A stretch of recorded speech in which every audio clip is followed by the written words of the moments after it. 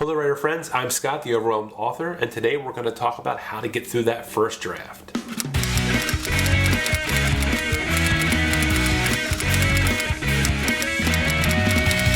Now, you are not alone if you're having trouble getting through that first draft. So what I want to do is go over a few ideas that might make the process a little bit easier for you. Because, we can all use a little bit of help every once in a while.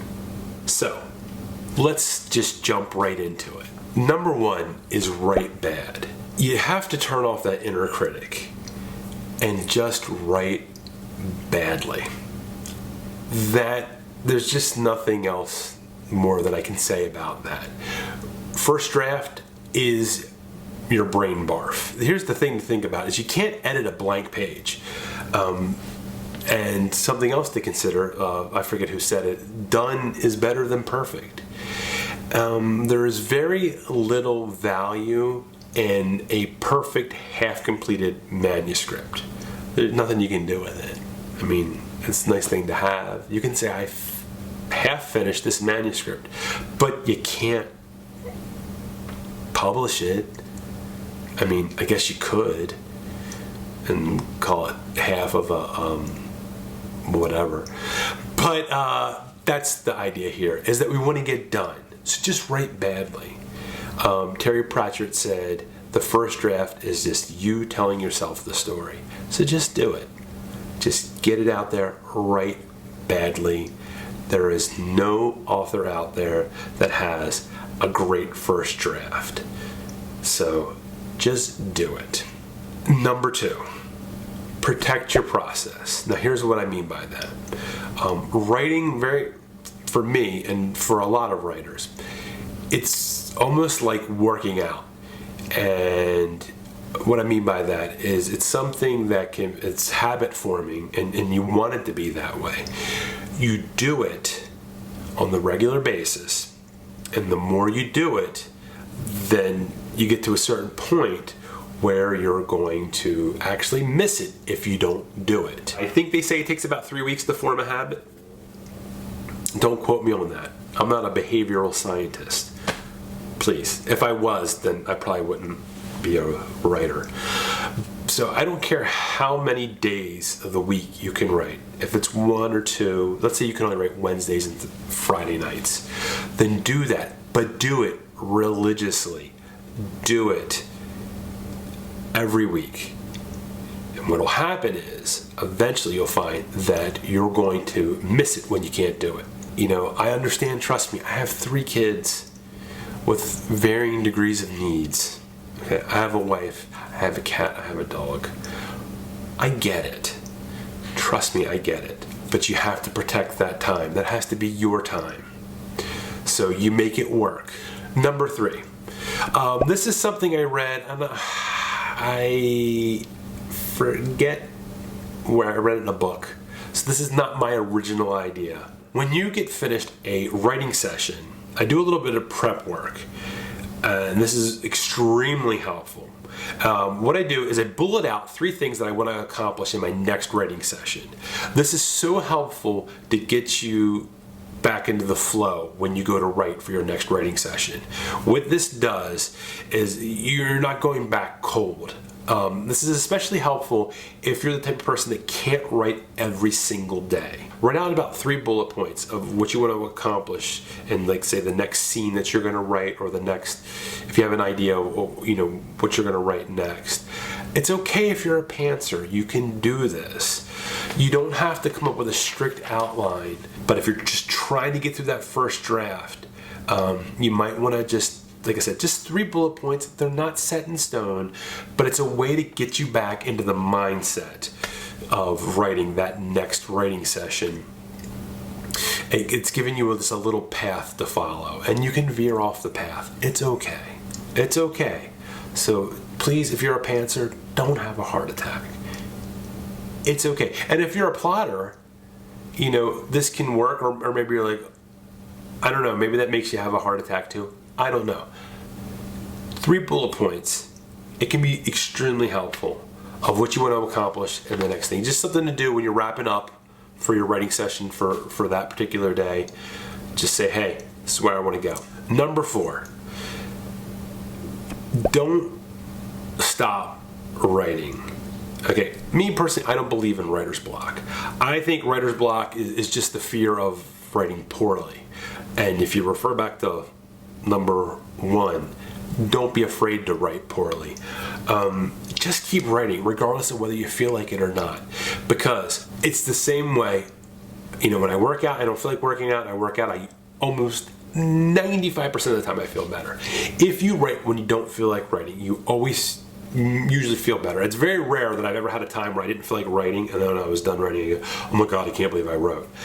Yes, there are times that I've written, I haven't felt like writing, and then I ended up not using what I wrote.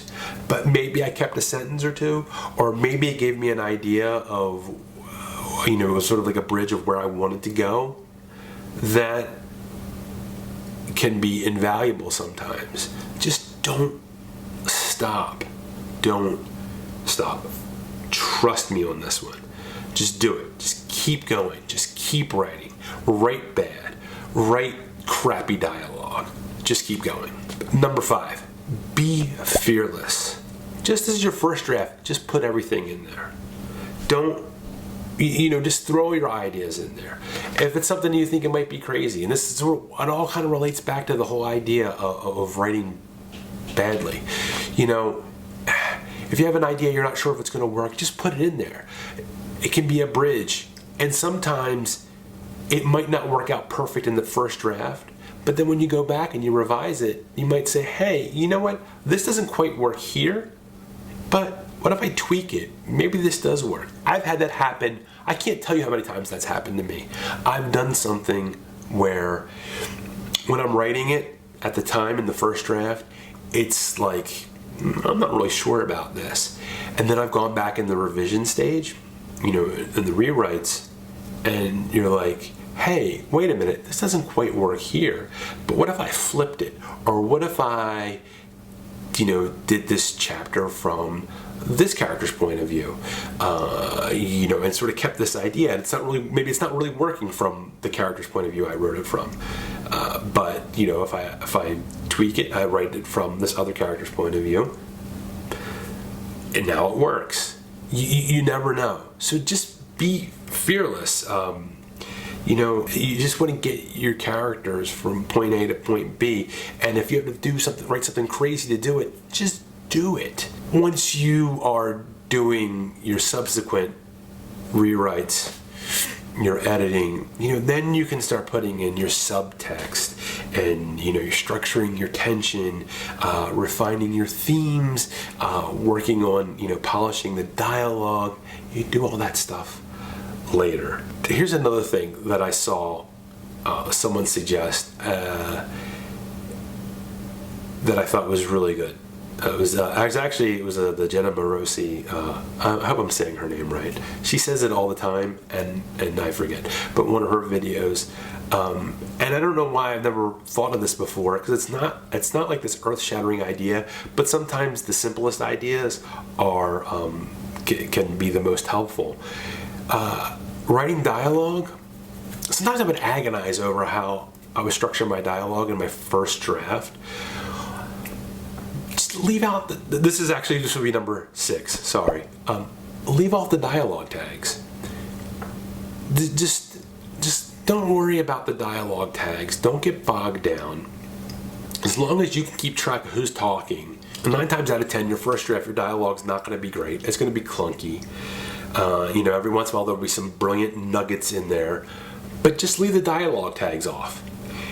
You'll be surprised how fast you can zoom through it when you're not worried about, okay, should I stick a dialogue tag in here? Should I have like an action tag? Should I, just don't even worry about it. It's the first draft. Just do it. Sometimes you're like, hey, maybe I should put this in here. This is important. This is something that's important. Don't worry about it too much. Just fly through it and then come back, fix it later.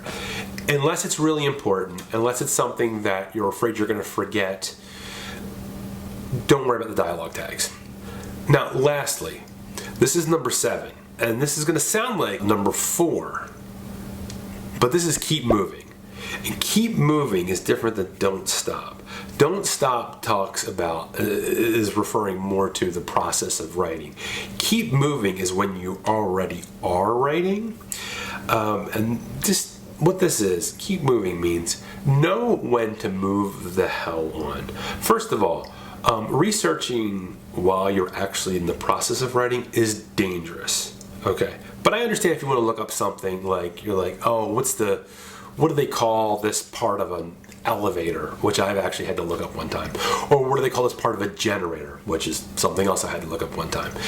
If you can look it up, find it real fast, that's fine. Just boom, do it. Keep moving.